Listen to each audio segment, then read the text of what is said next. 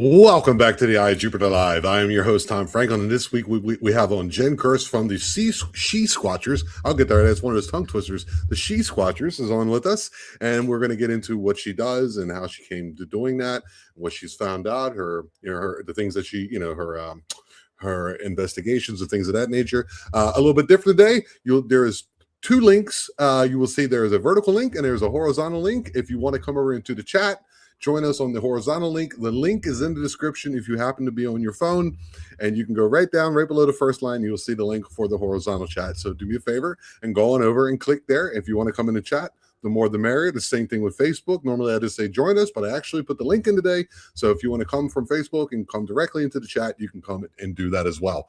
So if you find yourself coming back to the Eye of Jupiter, or this is your first time, please do me a favor, like and subscribe to the channel. That's the best way to support the channel. And I also want to give a shout out to two people who signed up and gave me a rating over on Spotify. That will be Elk Valley Paranormal with Sin Schrader Hill and Vlog 11 Sunny. Thank you so very much. Here's your shout out. I got you guys up there. Please go over and check them out. They're fantastic. They always support the channel, and I'm always happy to see them. So with all that out of the way, let's please welcome to the Eye Jen Kurz from the She Squatchers. Hi, Jen. Oh, Jenny's she's in between work and she's rushing. I caught her at the wrong moment. She rushed home just to be on the show with us today, and then she has to go back to work. Get a little sip of milk there. You'll be okay. Right. Hey, you caught me with a bit of peanut butter sandwich in my mouth there.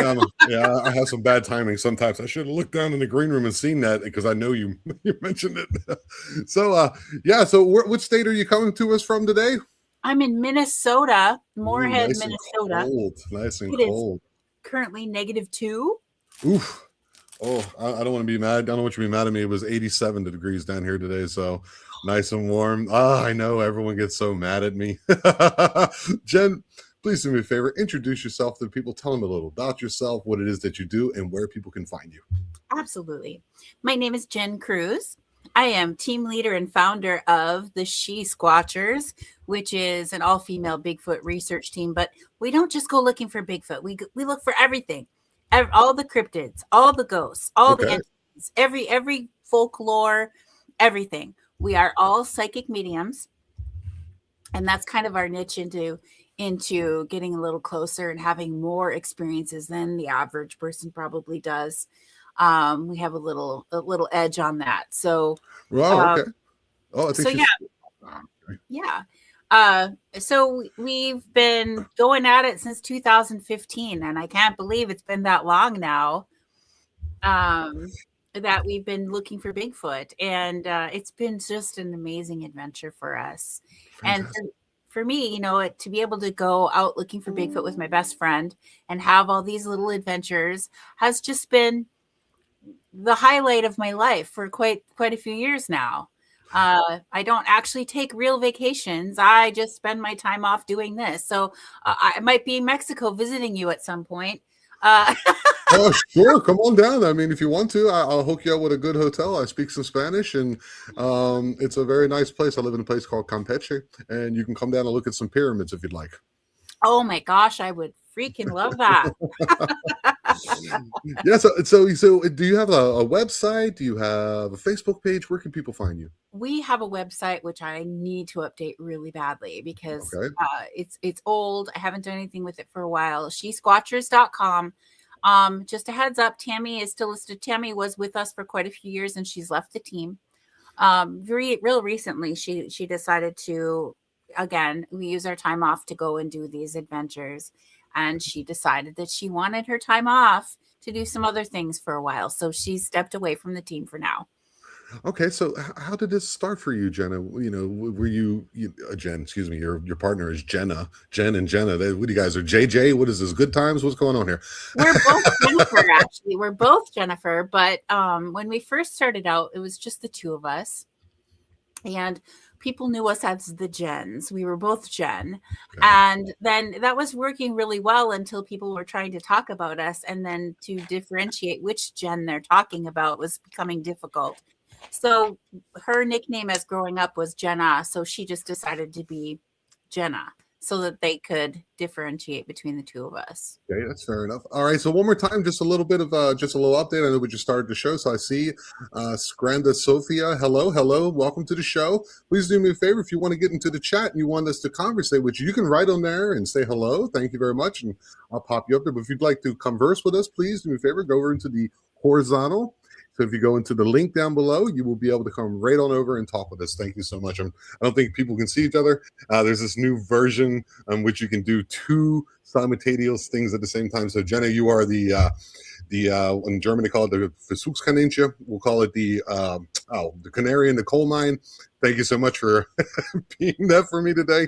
So you go, and what were you out, with your family one day, or you were a young lady? How did this all begin for you? Well, okay, so I'm a psychic medium and I was doing paranormal work and I ended up with a paranormal radio show. And I was at the Paracon in my home state of Minnesota, and Lauren Coleman was there. And he's the cryptozoologist who has the International Cryptozoology Museum in the state of Maine. And I thought, oh, what a great interview he'd be for my show. So I asked him and he said yes. So we sat down in person and did an hour interview for my show. And at that time, I really didn't know anything about Bigfoot. I had never sat down to even think about Bigfoot. Did I think Bigfoot was real? I actually would just assumed that it wasn't real. Okay. And he assured me that Bigfoot was indeed in my home state of Minnesota. And I just found that to be a completely odd statement since I had grown up in the woods. We were very poor and we foraged and hunted and grew most of what we ate. So I was in the woods all the time with my mom and without my mom. I mean, through my whole growing up, I was in the woods and never would have thought that there was a Bigfoot out there. So I just kind of, and he assured me and encouraged me to go try. It was his dream to get women to go out into the woods without men, dogs, or guns, because he thought that would be the recipe for success in getting closer to and interacting with the Bigfoot. Oh. So he encouraged me to get some women together and go out and try this. So this was really his brainstorm of an idea. And I said, okay, we'll try it. And I grabbed a few ladies that were at the Paracon I was at. They were paranormal investigators. They had the night vision cameras that I thought we needed to see into the woods in the dark, right? But our first time out, we actually, my idea on top of Lauren's was, because I'm psychic, maybe we can find the spots easier. Okay. And the answer is yes, we can. Okay. First try, we had an encounter. We saw it on the thermal. It was throwing rocks at us. We were getting surrounded. It was quite the intense ordeal for our very first time. And to be honest with you, the majority of the ladies that were with me that night were freaked out, and they wanted to get in the car and drive away as fast as possible. Understandable. I always tell people, you never know how you're going to react when you're out there. I mean, it always seems like a good idea to go looking for Bigfoot, right? But once you're actually having an encounter, that's when you find out, is this going to be for you or not? And so for the majority of the ladies that were with me, they were scared and wanted to go. And things that they were saying as we drove away were, I'm not sure that I really want to find Bigfoot now. Maybe he could just step out in front of the car and we could get a picture. That would be okay. But this is way scarier than haunted houses. This is scarier than a crucifix flying off the wall at me. Really? Yeah. I would be the opposite for me, honestly, to be honest with you. Yeah? Yeah? Yeah. I mean, it depends how far you're in the woods. If you're like anything over 200 yards, I might be a little squeamish. Well, that night we were on the reservation, on one of the native reservations in Minnesota, and we were on a road that is literally just a gravel road that's wide enough for one car. And it was surrounded by dense forest. And there was nothing for miles other than this forest and a lake on the other side of the forest, and then more forest. And we were out there in the dark, and this stuff started going down, and it was scary for them. And for me, I actually ended up speaking. I'm part Native American. I'm enrolled tribal in the Red Lake Band of Chippewa Indians in northern Minnesota.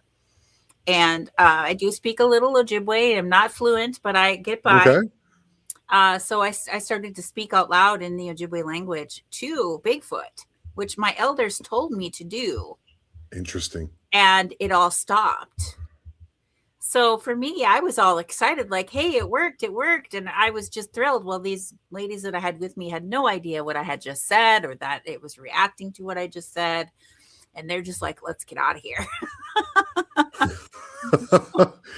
I've been speaking to I speak to actually quite a few women who are involved in Bigfoot, whether it be Barbara Shoop. You know who she is. She accidentally photographed or filmed the one that looks like Predator and the eyes. I actually did an interview with her recently. And then we also have the wonderful Barbara Hart from was that Washington State.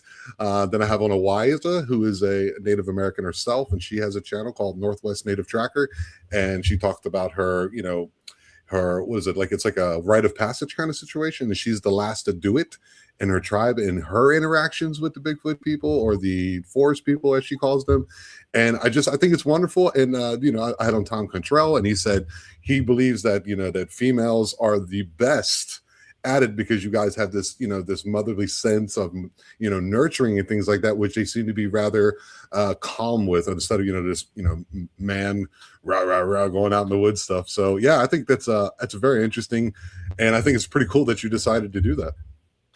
Well, thank you. It's been really fun for me. And for me, I got hooked on it the first night. So I've been hooked ever since. And sometimes we're spending a month out in the wild at a time. Okay. And sometimes it's like, maybe I should go on vacation. But it is a vacation, because vacation, people think it's like, you lay on the beach, or when you retire, you got a Mai Tai in your hand and you just lay on the beach all day. Okay, what do you do the next day then? Vacation is doing what you love to do. And for me, I was always very physical. So, when I lived in Europe, I would either be snowboarding in the winter or windsurfing in the summer. And people go, let's go fly to Italy or something to lay on the beach. I think you're doing what you love. And so doing what you love is never like a task. This is my opinion. You can correct me, of course. Then it is vacation, especially in the woods too. And being a Native American, that's what you've always done. I'm sure it's very enjoyable, relaxing, as well as exciting. It is very much so. And, and because we're so open with our mission statement of, we look for anything, and we've encountered multiple different kinds of things. It's just been fun for us. I really feel like this is all part of the great mystery, and we're supposed to be exploring the great mystery with our lives. True. So let's get into some of these encounters. I mean, so the first one, you've seen it, you kind of, the ones who thought they could do it kind of sloughed off, and it was just you, the other Jen, and the lady who's no longer with you, at least, and you guys just ran with it, or how did that all kind of filter itself through? Jenna wasn't actually with me the first time. I was afraid to tell my friends that I was doing it. I was embarrassed that I was going to go looking for Bigfoot. I didn't believe in Bigfoot. So as soon as I had this encounter, I was all excited, and now I needed to find somebody who'd actually go out and do it with me. So I immediately told Jenna, and I was really shy about telling her, and I was like, how's she going to react to this? And she was like mad at me that I didn't take her with. Oh, okay. Well, I mean, she's down. I like that. A person who's like, if I'd have gone, that would have been great. Next time, call me up. Yeah. Okay. Right, I like that. Yeah. So then she was on board after that. And then it was just Jenna and I for, a few years. And then, Tammy was my other best friend. And so I, was always asking her if she wanted to do this with us. And it just wasn't the right time for her. And then she did finally come on. But she was not able, she still has kids at home. She wasn't able to travel as much as Jenna and I do, who do not have kids at home. Okay. So she just wasn't able to do it as much as we were able to do that. So in the end, she decided to step away, and we're back on the road. Okay. So after this, how did you, did you start going into it? What are you finding out there? What could you tell the people out there about them? What kind of experiences have you had with them? Positive, negative, things of that nature? Right. Well, so I do believe that the ones up north here in Minnesota, Michigan, Wisconsin, I do believe that some of them are familiar with the Ojibwe language, because there's been 2 instances now that has been pretty clear to me, because the one where I was speaking in Ojibwe and I thanked them and then they just stopped doing what they were doing. And so that to me was confirmation that they understood what I was saying. And another time we were in Michigan, in the Upper Peninsula of Michigan, and that's when we Mhm. had first met Jason Kenzie, who is the filmmaker of Searching for Sasquatch documentary series. Wow. And we started filming with him there in Michigan. That was our first time. And we were there with him for like 3 or 4 days in the field. And then we had to leave early because we were speaking at the Tennessee or the Smoky Mountain Bigfoot Conference in Gatlinburg, Tennessee. So we had to get back and get on a plane and get there for that. So we had just found a big X in the forest, and Jason had the great idea to hang his hammock from there and sleep there that night. And I was like, that's not a good idea, Jason. He hung it off one of their structures. Yeah. Oh my God. So he did it, and he says some stuff happened, but I didn't really get to hear about all of that until the show came out on the TV. So I'm watching it just like everybody else, watching it on TV, and I then get to hear what happened, because he said he had recorded some audio. And so, I just assumed it was some whoops or whatever. But no, when he was hanging in the hammock, something approached him, growled, and then it said something to him, which he got on recording. And so when I'm watching the show, I listened to the recording and I was like, that's Ojibwe. Get out of here, dude. Are you serious?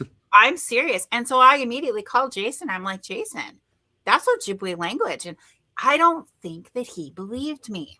I really don't think he Okay, what did it say? Could you translate for us? Well, I only knew part of it because I'm not fluent. I only know. That's fine. That's fine. So, I speak German, and I'm fluent in German, and I speak a little bit of Spanish. So I understand that certain things are difficult. I do get it. Right. And Ojibwe is a very unique language. It is. Mhm. It's very hard to learn it. But it has a very unique sound. So when you hear it and you're familiar with when that's Ojibwe. So I don't think he believed me. He didn't. I know he didn't. So then skip forward a little bit, and I've got him in Minnesota, and I take him to my reservation, and we're filming up there. And I said, Jason, will you play that audio recording for these people right here? What's his last name again? Jason who? Kenzie. Oh, I've had him on before. I've spoken Yeah. to Jason Kenzie. Yeah. He's a wonderful person. Yeah. He also talked about coming down here. Jason, if you see this, I'm still waiting for your, contact me, bro. Come on down. So he played it for these two friends of mine. And it was unfortunate that we couldn't use the video of that first time because the gentleman didn't want to be on camera. He didn't want to be on the film. So we had to recreate that the next day. But the original time that they listened to it for the first time, they didn't know the context of the recording they were listening to. They didn't know it was possibly a Bigfoot. All they knew was I wanted them to listen to it and to hear it. And so they listened to it and they both kind of gasped. They repeated to each other what they heard it say. And I said, what does it mean? And then the first part was hoa, which is it's like a surprise reaction, right? Oh, like, ooh, okay. And then it said, get out of here. Oh my God. I've never heard that. Is that okay? I've been doing this show for almost 2 years in February, and that's the first time someone has actually told me something translated from the Sasquatch Forest people. That is amazing. Oh my God. And it shocked Jason too, because I know he did not believe me when I told him that's Ojibwe language. I am positive and I'm sure that is Ojibwe language. And I don't think he believed me. So here he's playing it for them and he's watching them react to it. And he's like, holy crap, it really is, That is astounding. We have a question for you. We have a question. Thank you, Paul Lither, for your question. We have the question, Jen, are you going to do more? Are you going to do more going out? Okay, it's a weird sentence. Looking for Bigfoot without men, dogs are gone. Are you going to continue basically doing what you're doing? I guess that's what you're asking, Paul. Well, yeah, I think he's making a note that lately we've been traveling with Jason and filming, and so then there's a man there. But oh yeah, okay, all right, okay. So, yes, we are definitely doing more of that. We have some things scheduled. The sad part about that is typically you don't see a lot of that stuff because we don't have a cameraman. Okay. Okay, so that's a shout out. Call people. Anybody in Minnesota there, if you want to go ahead and if you're interested in it, contact Jen over on her Facebook page and you can get out there. Well, and we're not, and so we're not doing it in Minnesota. We're actually doing it probably down south, because it's Oh. winter time right now. So the next Oh. time we go out, we'll be in the south. Okay. So you're okay. I know. I think I know where you are. You're way up there. It's like this. It's like a barren area where there's actually not much cell signal up there too.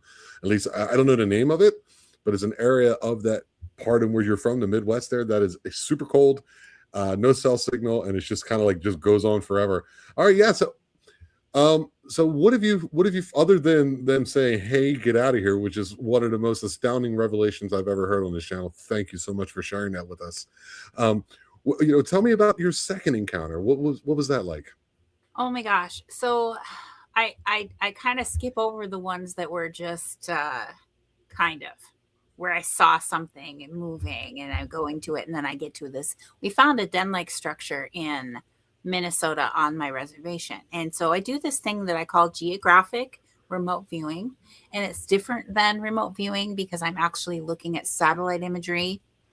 And Okay. I'm asking, right. So then I can lock down GPS coordinates in a specific location, right? So I'm asking for specific questions when I'm looking at satellite imagery. And I used to use this when I was looking for missing people, when I'd work on missing people cases, and I have found people. Wow. I know somebody else who can do that. I do. So that's I don't want to say his name, but I actually know somebody who knows how to do that. So yeah. I'm going to be I'm going to be very clear that I do not like looking for missing people because usually they're dead. Oh, it's very because not only can you remote view them, but if I'm wrong, you can please correct me, Jen.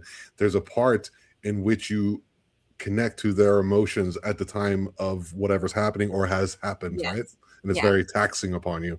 Yes, it's very much so. It's very much so.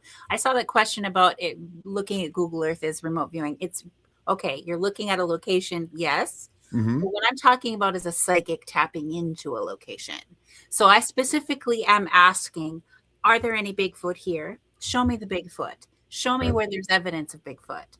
And then what I see on the image changes. Sometimes I'll see a movie right on top of the image. Sometimes I'll just see a giant Bigfoot face just appear on the map. And I can literally get it down to the GPS coordinates. And we can go there.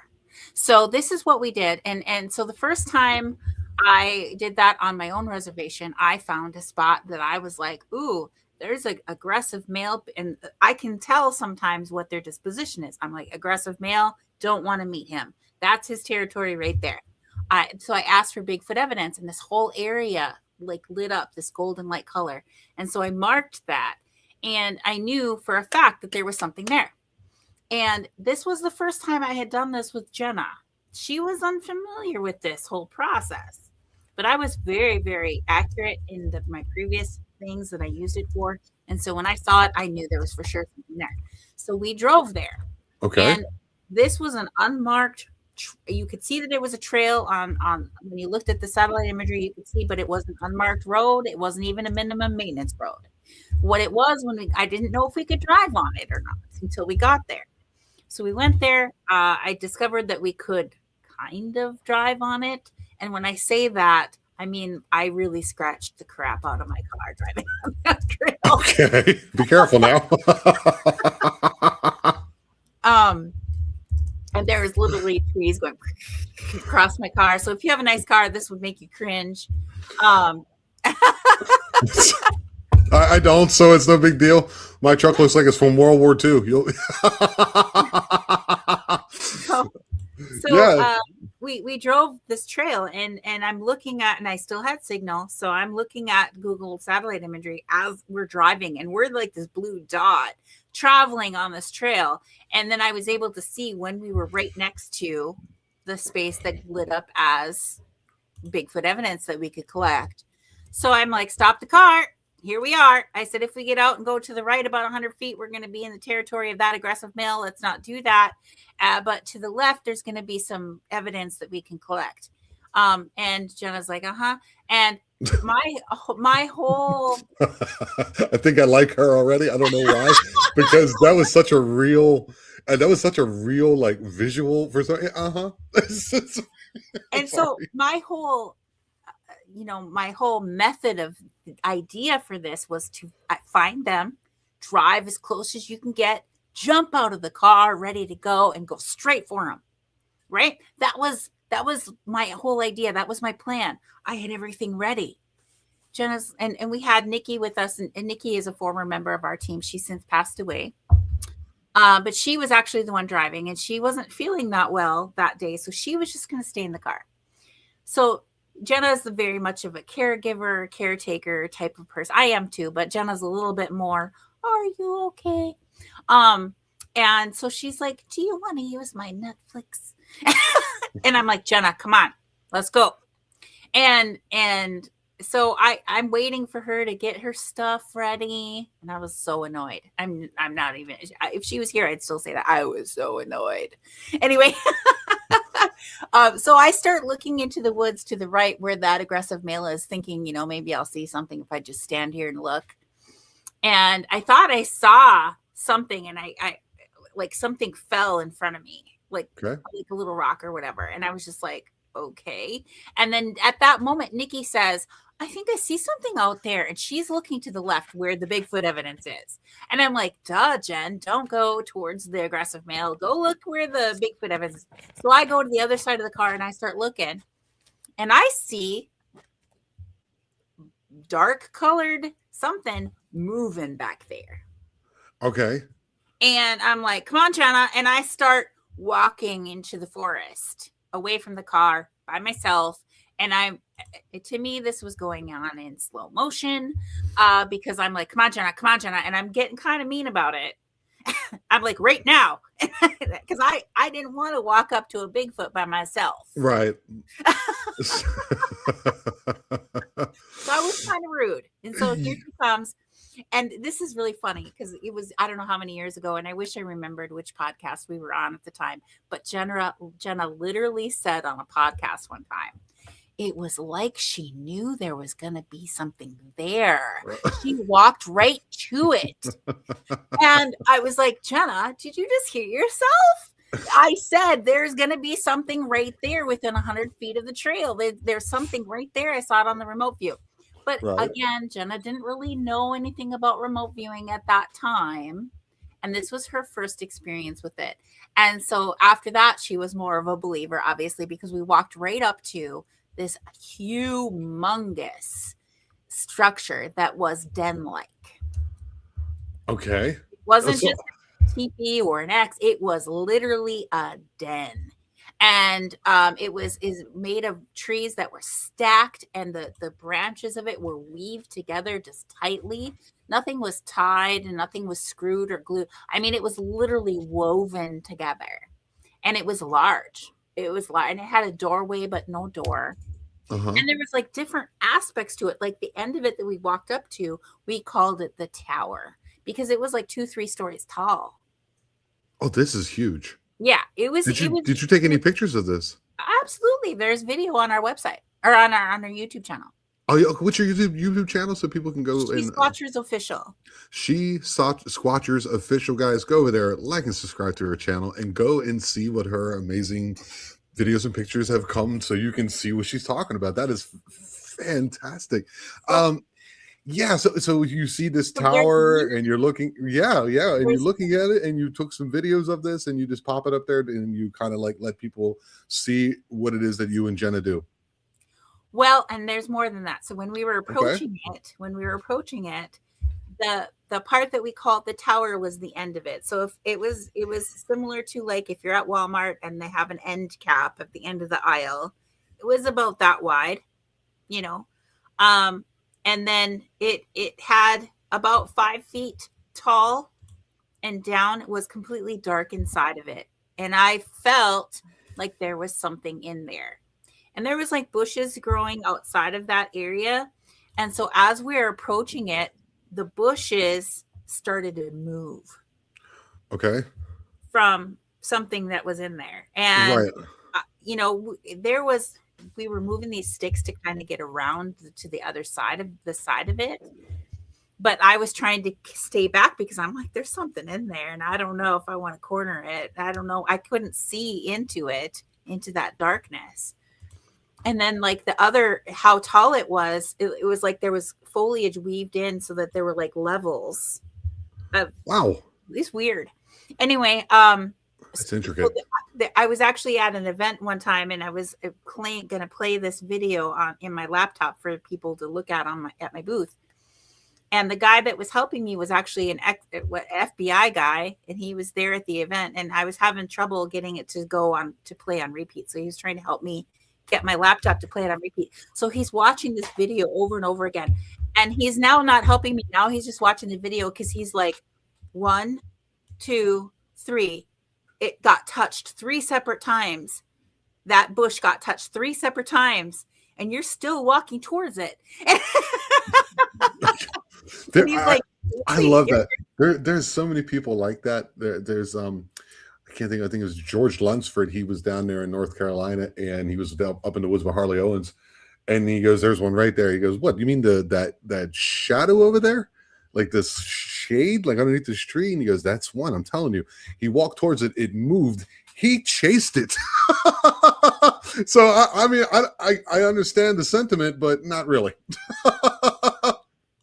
So Jenna is like pulling these sticks out of the ground and just tossing them. And I was so focused on that dark spot underneath the tower that I wasn't really looking at what she was doing. And it wasn't until later that I watched the video that I noticed that what the sticks she was pulling out of the ground that were standing up, they were literally put in there, like creating like a fence. Okay. And like ripping it out part so we can get around to the other side. And it was like, I didn't realize that until later. Okay. Okay. And so we get around to the side of this. And so the part that is the tower has a back, and then this other structure was built onto the back of it. And that was like the den-like structure.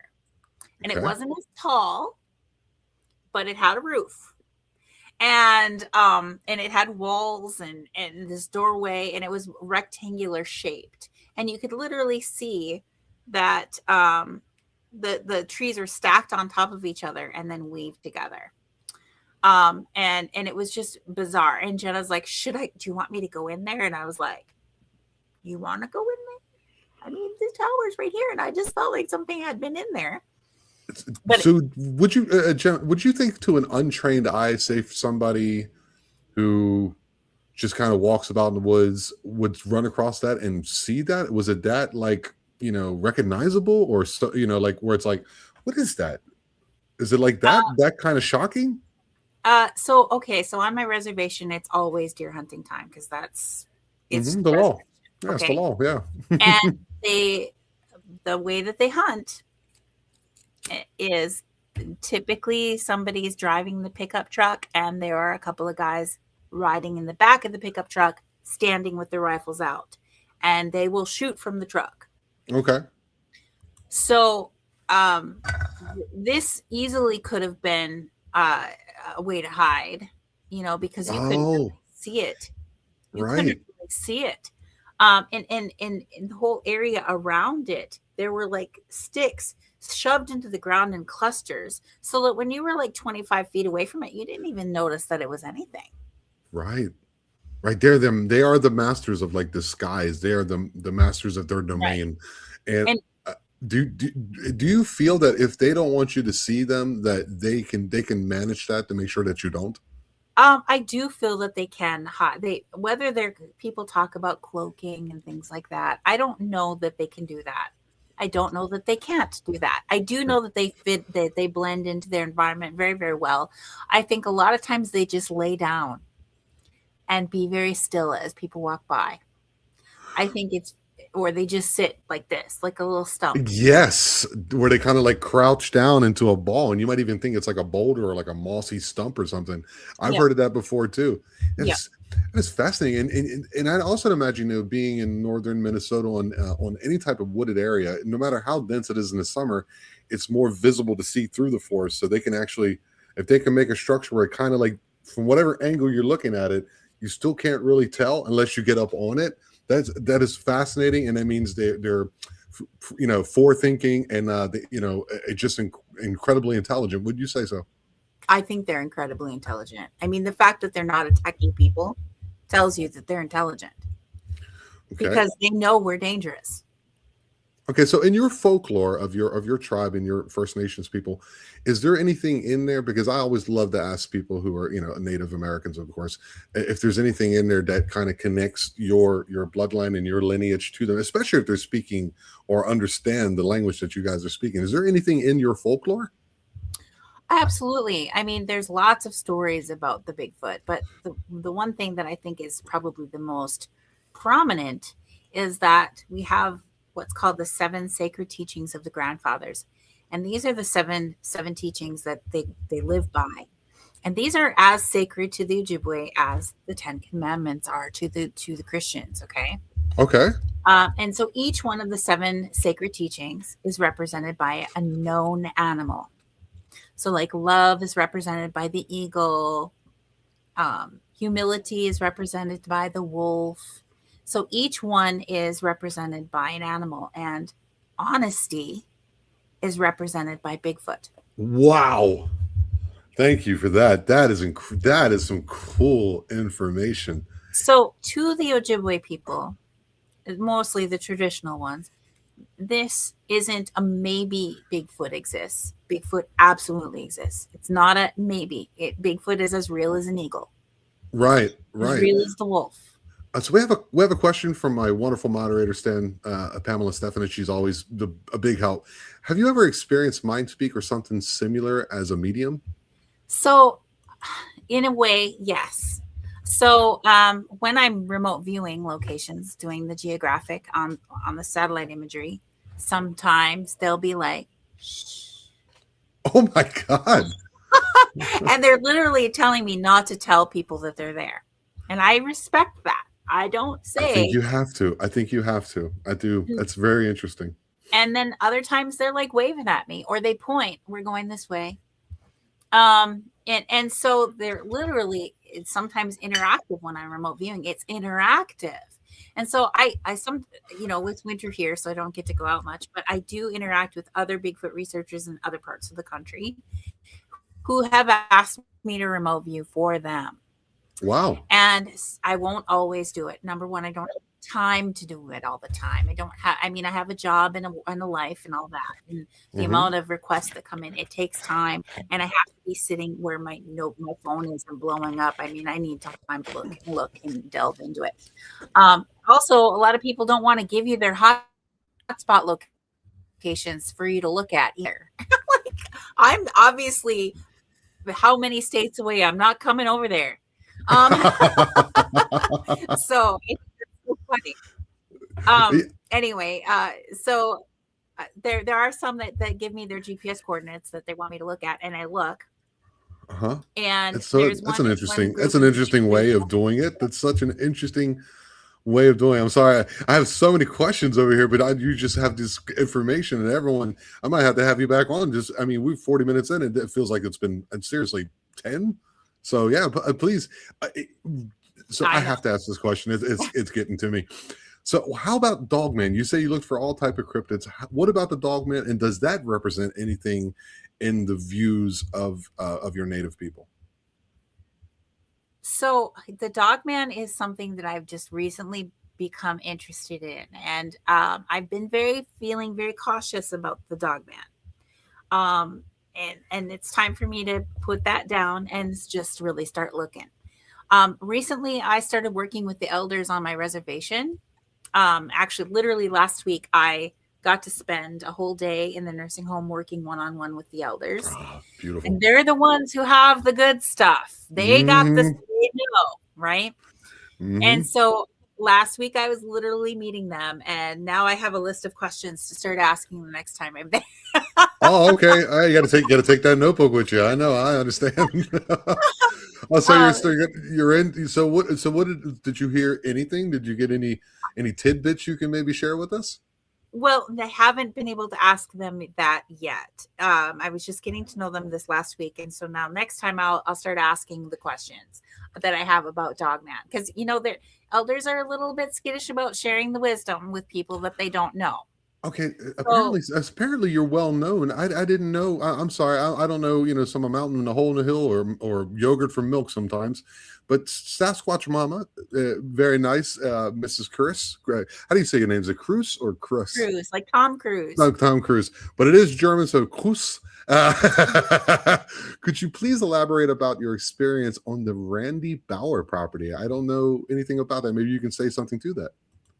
Okay, so Randy Bauer property is up by Black Duck, Minnesota. It's a private property owned by Black Randy Death, Bauer. Minnesota. Black Duck. Oh my God, I was gonna say, if it's Black Death, Minnesota, how many people are in that town? Zero. Right. Okay. Yeah. So it's a private property owned by Randy, and he has had some very interesting encounters going on there. And so the very first time I saw Bigfoot in the daytime out in the open was at Randy's property. And Okay, go into that, please. I'd love to hear that. we were doing a scouting mission to see where we wanted to film our Minnesota documentaries at. We filmed 2 documentaries in Minnesota. So we were looking for, where do we want to come and dig in when the film crew is with us, right? So Jenna and I arranged to go out to Randy's property, and 45 minutes before we got to his property, I'm a Reiki master teacher, so I do energy work. So, and Jenna's a Reiki master. So we were doing Reiki in the car for 45 minutes to raise our energy frequency as high as we could. So when we got to Randy's and he starts walking us out onto the property, our energy was just flying, right? Uh-huh. And so we're walking down this power line corridor that's cut in through his property. And we're walking, and he's talking. And there's a guy there. His name is Mike Quast, and he's written a book about that property. It's called Sasquatch Central. And Okay. so he wanted to be there when we were there in case something happened, so he could document that in one of his future books. So here we are walking, and Randy's talking about the Bigfoots. And I'm looking ahead down the power line corridor, and I see something standing out in the open, and it looks like a Bigfoot. It was dark brownish red, like an orangutan color, but same color that maybe a rotting tree would look like, right? Okay. Yeah.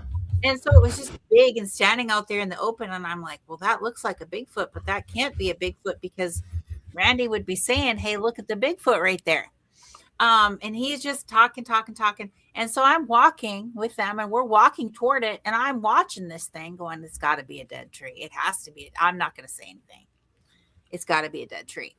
So we walk another 600 feet, and it's still there, still looking like a Bigfoot, but I'm still assuming it's a dead tree. So then Randy takes us into the forest to look at some structures that he found back there.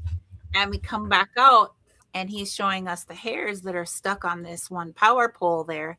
And we're looking at the hairs, and I look down to where I'd seen the dead tree. Uh-huh. Yeah. It's gone.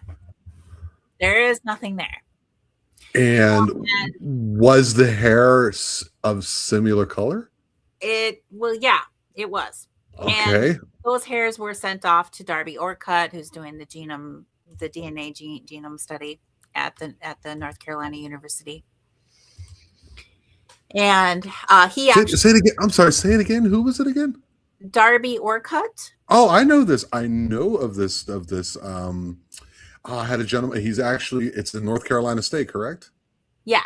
Where this is being done. Yeah, it's interesting. Darby Orcutt, guys. He's the guy you want to talk to if you want to.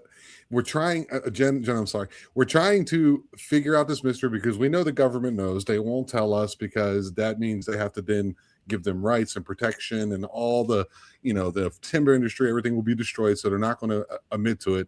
But there's a gentleman, Darby was going to Orcutt. Go look him up. and you can actually talk to him maybe through some type of emails or things like that. If you have something that you have to offer that can be scientifically tested or looked at least it's a place where you guys can start. I'm sorry, it was super important that I got that out there. Yes, please, because you Absolutely. just mulled over it. It's such a huge thing. Yeah, after he received those hairs, he decided that he wanted to come out. So he Oh, came from North Carolina and he spent about 5 days with us in Minnesota on my reservation and then a few days at Randy's property with us. So that was fun. That was just this last summer that he came up. So anyway, back to when I saw the Bigfoot. So I started saying, "Oh, it's gone, it's gone." And Jenna heard what I was saying. She was very busy trying to film the hairs on the pole. And then she heard what I was saying and she's like, "Wait a minute, I saw something too." And so she looked back down to what she had been looking at, which was something completely different. My eyes were focused on the left side of the poles because my eyes just got locked in on that, and that's what I was looking at all the time. She was looking down the right side, just outside the tree line. She had seen a black one that was a little bit shorter. So they were two different colors. And she's like, and so she that's looks down to see weird. what she had been seeing, also assuming it was probably a dead tree because Randy would be saying something. We were both thinking the same thing. Randy would say something if that was a Bigfoot. And Right. and so, the question that Mike, the book writer, was always asking after that was, do you think that you saw it because you're psychic? Because we didn't see it. And I said, well, no offense, Mike, but you were busy looking at me while we were talking and things like that. Right. And Being attentive with the conversation. Yes. right. And Randy was busy talking. So I'm not exactly sure that either one of them was looking there. You know what I'm saying? Where Jenna and I were taking in the property with brand new eyes for the very first time. But maybe, it's possible that we saw it because our energy was so high. Okay. Because that could open your consciousness to a higher level of dimensional seeing. So you think that what you're saying with this, if I can go ahead and read between the lines a little bit, do you think these things are sometimes interdimensional? They could be between two places or like go in and out as they choose, and depending on your intentionality and your wavelength, that means that you're sometimes able to see them better than others. Is that what you're saying? So my tribe says yes. That is the belief of our tribe. Okay. And so when I originally went to the elders and started asking about Bigfoot, I haven't started asking them about dogmen yet. That's coming next. Okay. I originally went and asked the elders about the Bigfoot. Every elder I could get in my hands on to go talk to, I was asking about the Bigfoot. And they all said very similar things. They used different wordage, to describe the same thing. They talked about how they could travel instantaneously through the ground. Wow. Physical travel from one place to another. And I'm like, okay, so are you talking about running through tunnels under the ground from one place? No, I'm talking about instantaneous physical travel from one location to the other, not through a tunnel. And I'm like, okay, so are you describing to me a portal? And they said yes. So, this is when Wow. I can get in front of an elder that will talk, that will trust me and talk to me. You can get some really good information. But even though I'm psychic medium and I'm Native American, I still have this rational part of my mind that goes, that's really, really magical. Of course. And we've been conditioned to think that way. Right. And so I do what I call my my little mystery bag. It's an imaginary bag that anything that I learn or hear about, and I'm not sure because I've never experienced it and I can't fathom it at this moment in time, I put that information in my mystery bag. I don't reject it. I don't automatically accept it either, because this rational part of my mind says, but when it comes from an elder and multiple elders are saying the same thing, I'm going to hold that sacred and I'm going to hold on to it for sure. But it wasn't until I started having experiences that went ding, ding, ding. It comes out of the mystery bag at that point. I got Does that you. make sense? It makes complete and utter sense because, it's good that scientists are along with this for the ride. Some of them, of course, a lot of them, they have their career to protect and mortgages to pay, so they're not going to do that. But then there's some that do want to come out, and we're very thankful for that. Speaking for somebody that I'm a medium myself, but not like information in this digital space.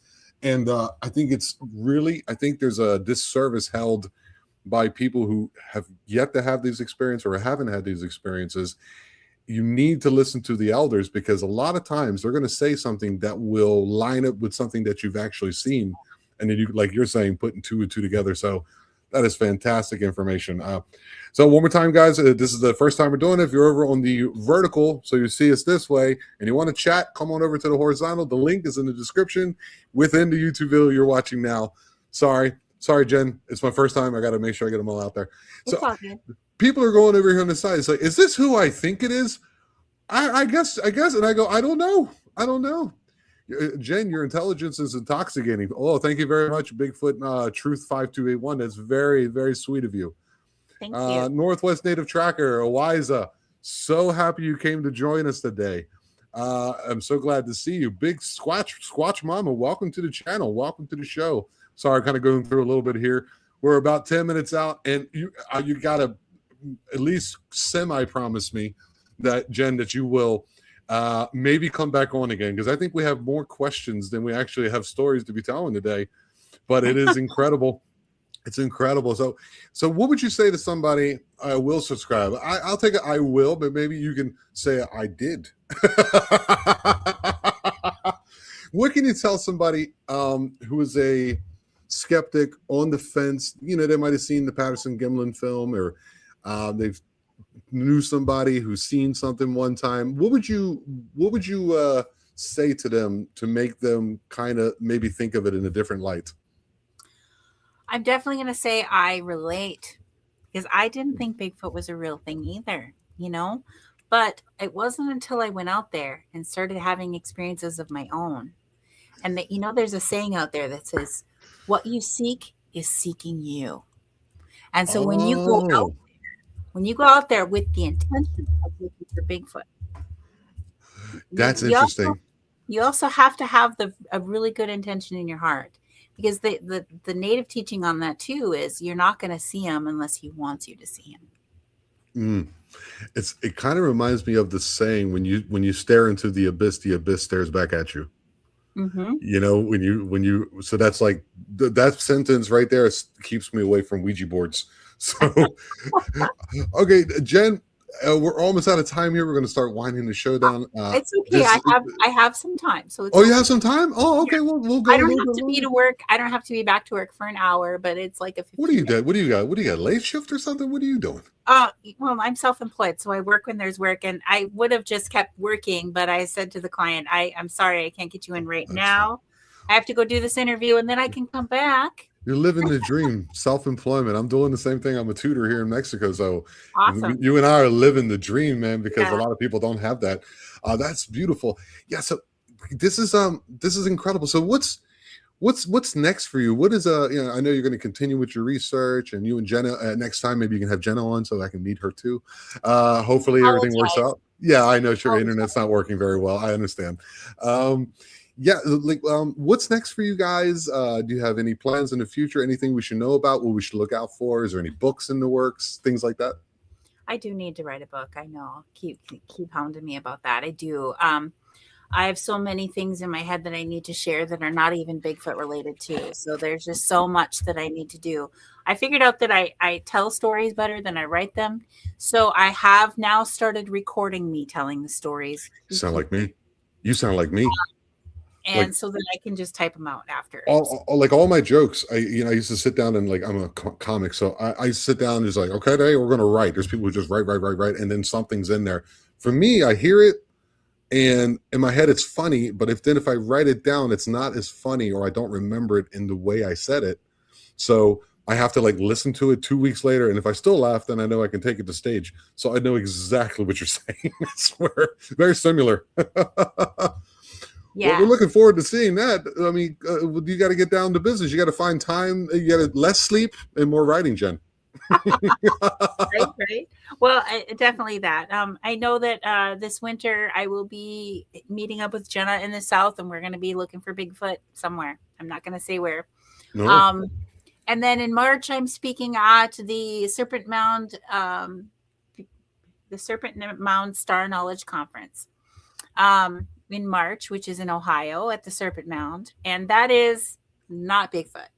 That is me sharing indigenous star knowledge stuff. So that's something I started doing on the side this year, where it's We just got to do that. And I started getting You got to come on and talk to me about that. Star knowledge. I love any of that kind of stuff. I love mystery. I love, and I'm not trying to make any Christians upset, but or you, if you're a Christian, I don't mean it in any way negative, but like, it used to be called a Yuletide, and that's why we bring it, because there's 3 days where it looks like the sun doesn't go back to its position as it's climbing in a different part of the sky. So it was kind of like, hey, we'll get together and make it to this part of the year, and then they celebrate. Then you had the 3 wise men, which is the belt, and then you have Sirius following it, or they're following Sirius. So I love that kind of knowledge. I love to put it into my, my Rolodex of thoughts and ideas. And yeah, I'm very interested in something like that. Mm-hmm. Mm-hmm. I'm yapping over here. Yep. So I mean, Jenna and I spoke at a UFO conference for the first time this last year, and they thought we were going to talk about Bigfoot. So they put us on the first day, which was a Friday, and they didn't think as many people would be there because they didn't think Bigfoot would be a big draw. And I kind of surprised them where I talked about Bigfoot for all of 10 minutes, and then I switched to star knowledge, and they were blown away. And I think they then wished they'd put me on Saturday. Well, because more the reason to pull you back next time. So, but immediately then, word spread, and I was immediately asked to go to a Star Knowledge conference that was in 2 weeks. And I went to that in South Dakota, spoke there. And then I was immediately asked to do the one in Ohio. And it just seems to be snowballing. That is something that is nobody from my tribe seems to be talking much about. And the stuff that I know, I spent like 5 years spending the weekend at my elder's house, sitting on the floor next to his chair, just asking questions. And and the thing is that you don't get the answers. They're not just gonna shove it at you. You have to like look at stuff and start asking the questions like, this doesn't make sense to me. Can you help me understand? Right. And that's where the information came from. It's not something they're out there broadcasting. Yeah, it's a lot of self-discovery as well. You get you get the information, but that information they give you is to give you the interest, the oomph to go out and actually look at it yourself and then start connecting your own dots. And then maybe once you do that, you can come back to them. Did you mean this? And they'll go, yep, that's what I meant. Yep, that's exactly what happened. Aha! There is a way of how consciousness works sometimes, because you speak to your grandmother, even us who are not native, they'll tell you, you do this and do that. Like, what are you talking about? And then later on, you're like, I'm 35 now. I know what she was saying. Everyone has that experience. Yeah.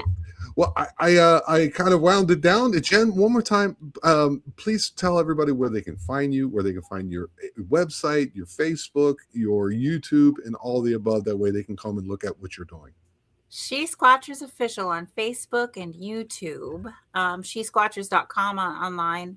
Again, my website is not up to date. Please forgive me. I need to get to that, but I'm so busy right now. And we traveled for most of the fall. I mean, we were in Europe for a month, and then I was home for 7 days, which I worked every single day nonstop. And then I left again for 10 days to Michigan. And then I was home for 3 days and left again for another 3. And then I was home for 3 days, left for another 5. I mean, it was just like, constantly going. Yeah. Not been here. Yeah, I understand. I do. I really do. Yeah. So please come and subscribe to our YouTube channel. We're trying to get back to doing our live shows again on a regular basis. But Jenna's traveling this week, so she's just not able to put one out there with me this week. But next week, look for us. Right. And I'm seeing questions in there, and I feel bad about not answering them. There's so many questions that I actually had to write on the side. There's so many questions, but it's hard to ask the questions when there's a flow of the conversation going, and being the interviewer and the person who chooses when things go. So it's I really appreciate it. So that's a great way to end the show. We want to thank you guys so very much for all your questions today. Go ahead, Jen.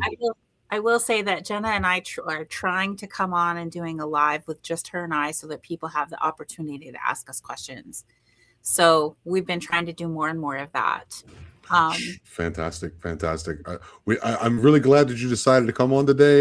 You asked me the day before, let me know, and I really appreciate that you took time out of your busy schedule to come and talk. I will set up a future date next year sometime that you can come back on and impart some of your wisdom. Thank you.